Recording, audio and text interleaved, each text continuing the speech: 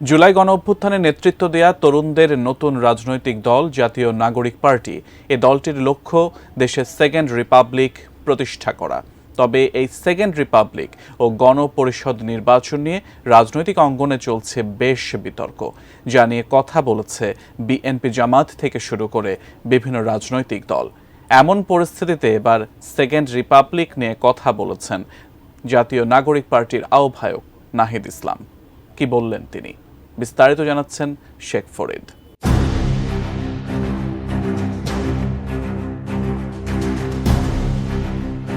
জুলাই অভ্যুত্থানের জন আকাঙ্ক্ষার ভিত্তিতে বর্তমান রাষ্ট্র কাঠামো পুনর্গঠন করে সেকেন্ড রিপাবলিক প্রতিষ্ঠার সংকল্প তুলে ধরেছে জাতীয় নাগরিক পার্টি। এছাড়া ঘোষণাপত্রে সেকেন্ড রিপাবলিক প্রতিষ্ঠার মধ্য দিয়ে নতুন বাংলাদেশ বিনির্মাণে যা যা করতে চান তার ধারণাও দিয়েছেন এনসিপি আহ্বায়ক নাহিদ ইসলাম।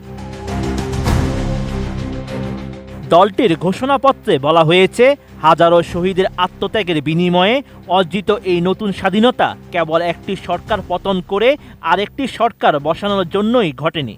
জনগণ বরং রাষ্ট্রের আষ্টে পৃষ্ঠে জেঁকে বসা ফেসিবাদী ব্যবস্থা বিলোপের মাধ্যমে একটি নতুন রাজনৈতিক বন্দোবস্তের আকাঙ্ক্ষা থেকে এই অভ্যুত্থানে সাড়া দিয়েছিল, যেন জনগণের অধিকার ভিত্তিক একটি রাষ্ট্র পুনর্গঠিত হয়। ডিজাইন, এলিগেন্স, বিউটি, সেরা পণ্য সবার জন্য জেভিকো।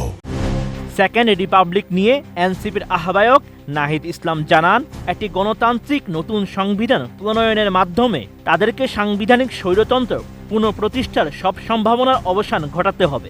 সেকেন্ড রিপাবলিক প্রতিষ্ঠার জন্য গণপরিষদ নির্বাচনের মাধ্যমে একটি নতুন সংবিধান প্রণয়ন এনসিপির অন্যতম প্রাথমিক লক্ষ্য। একটি একদলীয় সংবিধানের মাধ্যমে ফ্যাসিজম এবং একদলীয় স্বৈরতন্ত্রের বীজ বপন করা হয়েছিল। ফলে আমরা বলেছি যে একটি নতুন প্রজাতন্ত্র আমাদের গড়তে হবে এবং তার জন্য একটি নতুন সংবিধান এবং গণপরিষদ নির্বাচনের প্রয়োজন।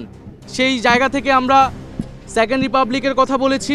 এর আগে ফরাসি বিপ্লবের পর 1792 সালে ফ্রান্সে প্রথম রিপাবলিক ঘোষণা করা হয়, যা 1804 সাল পর্যন্ত টিকেছিল।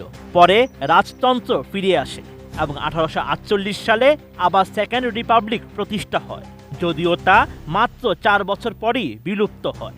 দফায় দফায় শাসন ব্যবস্থা পরিবর্তনের মধ্য দিয়ে ফ্রান্স বর্তমানে পঞ্চম রিপাবলিকের অধীনে রয়েছে।